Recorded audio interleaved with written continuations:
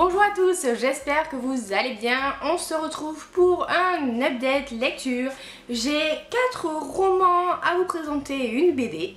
Alors, c'est parti. On commence avec un livre que je suis heureuse d'enfin avoir terminé. Alors, littéralement, j'ai mis des mois à le lire. Pourtant, c'est un très bon livre, hein. Je dis juste qu'il y avait trop de pages et que, sincèrement, 850 pages... Quand tu lis et t'as même pas la moitié alors que normalement tu aurais déjà fini au moins 2 bouquins, c'est un petit peu frustrant. Du coup, je lisais ce bouquin en parallèle avec d'autres petit à petit et j'ai réussi à en venir à bout. Alors c'était pas du tout une corvée, hein, je dis pas du tout ça parce que c'était pas bien, c'est juste que vraiment c'était un petit peu trop long et j'ai pas eu cet effet enthousiaste que beaucoup ont eu en me disant qu'ils l'ont dévoré, qu'ils l'ont lu d'une traite. Ça n'a pas été mon cas. Mais ça m'a permis un petit peu d'apprécier ma lecture et de... comment dire, de savourer cette intrigue. Sans plus tarder, il s'agit de La vérité sur l'affaire Harry Kéber de Joël Dicker. Voilà. On est d'accord que c'est une briquette. Il est très difficile de faire un résumé de ce livre, mais je pense que beaucoup d'entre vous l'ont déjà lu puisque ça a été un best-seller. Et j'avais envie de le lire à mon tour et de découvrir pourquoi est-ce qu'il y avait autant d'engouement autour de cette histoire. On va y suivre Marcus qui va aller voir Harry qui a été son mentor à la fac. Alors Marcus est un écrivain, Harry a été un écrivain à succès. Et en fait, un jour, ils vont retrouver un cadavre dans le jardin de Harry. Et donc Marcus va venir au secours de son ami. Et là, il va y avoir comme ça toute une histoire qui va ressortir au grand jour, je crois 30 ans après. J'ai trouvé que, évidemment, l'intrigue était très bien menée, très recherchée, assez surprenante pour nous déstabiliser et en même temps, voilà, crédible. Plus ou moins, plutôt plus que moins, mais bon voilà, plus ou moins. Les personnages sont quand même très bien construits, très bien élaborés, ils ont chacun une personnalité. Et vu qu'il y a beaucoup de pages, eh bien on prend le temps de les revoir plusieurs fois, de les connaître, de s'approprier leur personnalité. Le fait que tout se passe dans une petite ville où tout le monde se connaît, où il y a eu un tel scandale et où tout le monde devient suspicieux, tout ça, c'est toujours intéressant à voir. Après, comme je vous disais, le problème a été que c'est trop long. Pour moi, il y a beaucoup de flashbacks qui ne servent pas forcément. Ou peut-être que si en fait, peut-être que c'est pour ça que c'est tellement génial et que voilà, on nous met sur plein de fausses pistes, donc c'est cool. Mais ça m'a pas emporté comme beaucoup d'entre vous l'ont été. Cependant, j'avoue que c'est une très bonne lecture et que il mérite d'être lu parce que c'est ni un thriller, ni un policier, ni un bouquin du quotidien ou qui va suivre le quotidien de quelqu'un. Non, c'est vraiment un livre à part et pour ça c'était très intéressant. J'ai ensuite lu un bouquin là aussi très difficile à classer qui a été un petit coup de cœur. Je crois que je lui ai mis 4,75 sur 5 parce que c'était limite le coup de cœur parfait. Il s'agit de Eleanor Oliphant va très bien de Gail Honeyman. Je dirais que ce bouquin est une comédie dramatique si on devait le mettre en film par exemple. Dans le sens où il nous fait à la fois bien rire, mais en même temps on éprouve beaucoup de peine pour l'héroïne Eleanor qui est juste incroyable.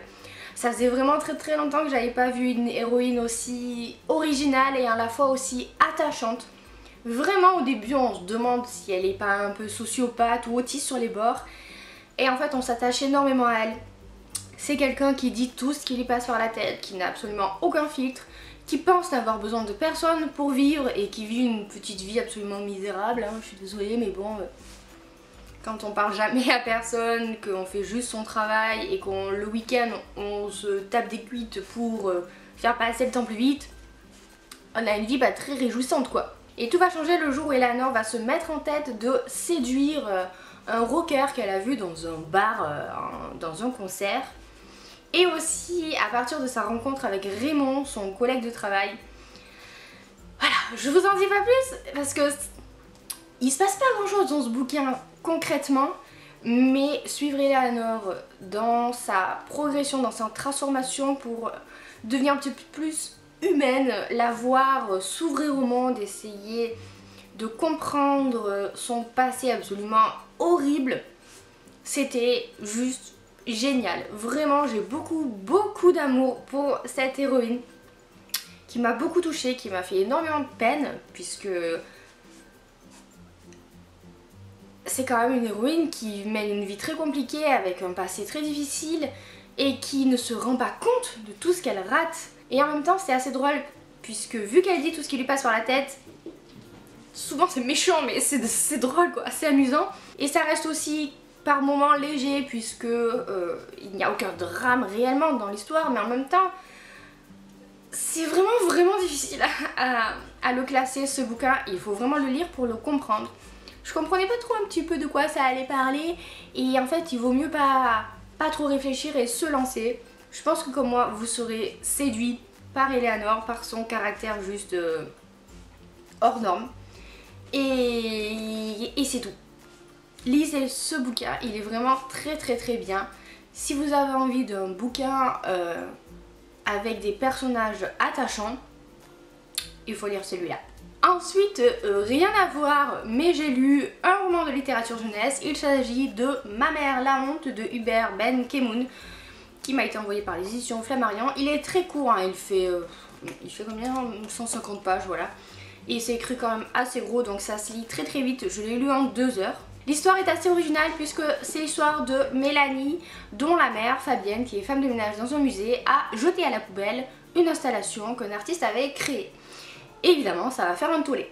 Tout le monde de l'art va se retourner contre Fabienne. Tous les habitants de la ville dans laquelle se trouve le musée vont créer au scandale. Les médias vont s'approprier l'affaire. Et les deux femmes vont devoir faire face aux conséquences de cette erreur de la mère qui va pourtant entraîner énormément de conséquences. Voilà, on va dire que l'intrigue était... le scénario était intéressant. Hein. Après, je trouve que globalement, on passe trop vite surtout. Ça manque beaucoup de profondeur, comme souvent en fait en littérature jeunesse malheureusement. En 150 pages on pouvait pas faire de miracle et le fait que ce soit presque un huis clos dans le sens où Mélanie et Fabienne vont se retrouver un petit peu cantonnées chez elles, encerclées par les médias, ça c'était vachement intéressant. Voir comment est-ce que certaines personnes vont essayer de s'approprier l'affaire.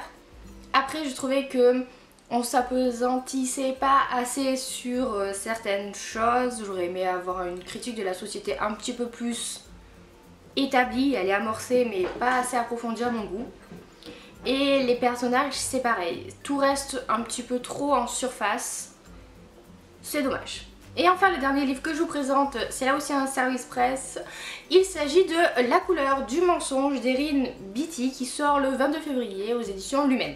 Dans cette histoire qui se passe dans un monde un petit peu médiéval, on va y suivre Sage, qui est une jeune fille de 16 ans qui vit chez son oncle et sa tante. Ils vont vouloir la marier, mais elle n'a pas du tout envie et en fait la marieuse va lui proposer de devenir son apprentie pour échapper justement à un mariage forcé.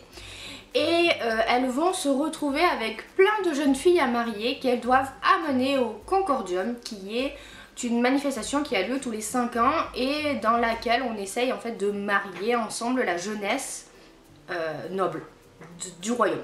Dans ce voyage, elles vont être escortées par des soldats et notamment par le capitaine Queen et ses soldats.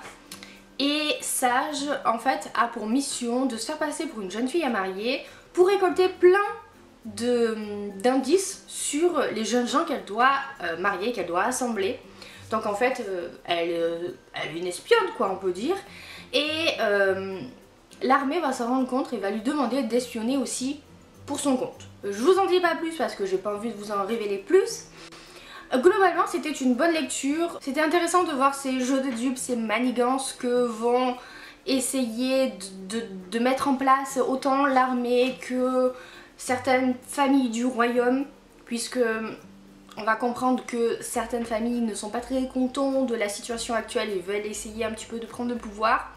J'ai jamais lu la série mais ça m'a quand même pas mal fait penser à Game of Thrones, dans le sens où il y a plusieurs familles comme ça dans un monde médiéval qui essayent de prendre le pouvoir et Sage va se retrouver un petit peu au cœur de tout ça. Et j'ai été assez surprise par l'histoire, je m'attendais pas à ce qu'elle prenne un tour pareil, je m'attendais à des intrigues de cour, alors que pas du tout, on est plus dans un récit de voyage où la guerre et l'armée a une place importante. C'était pas mal, les personnages, je les ai bien aimés, mais pour moi ils ne sont pas assez approfondis. Sage est une héroïne pour laquelle on n'éprouve pas énormément de sympathie, dans le sens où on la connaît très peu au final. Et la romance qui va se développer entre elle et quelqu'un, je ne vous dis pas qui, m'a laissé sans plus. Voilà, je dirais que au début j'aimais pas trop la tournure que les choses prenaient. Au final après on a droit à une révélation et là j'étais à fond. Et c'est un petit peu retombé, donc voilà. Elle est pas mauvaise, mais elle est pas non plus transcendante. Donc globalement c'était une bonne lecture, assez intéressante. Le tome 1 ne se finit pas sur un cliffhanger de fou, donc ça voilà, c'est cool, ça permet d'attendre la suite un peu plus sereinement. Je dirais que pour résumer, c'était sympa, mais ça manquait un petit peu plus de profondeur. Là encore, certains éléments restaient un petit peu trop en surface. Et pourtant pour un livre qui fait 500 pages, donc on avait de quoi développer hein. Et du coup c'est un petit peu dommage, j'aurais aimé qu'on aille un peu plus loin. Cependant si vous aimez les histoires d'amour, les récits historiques sur fond de bataille, tout ça, ça pourrait vous plaire. Et pour finir je vais vous parler d'une bande dessinée puisque j'ai enfin lu Les Carnets de Cerises, le tome 1 que j'ai trouvé à ma bibliothèque. Je pense que vous connaissez cette série puisqu'on l'a vu passer partout et c'est d'ailleurs pour ça que moi aussi je me suis intéressée. Hein. Voilà, je suis un mouton bête et discipliné, je suis le troupeau. Et pour tout vous dire, j'ai bien aimé ce premier tome, j'ai trouvé ça très mignon.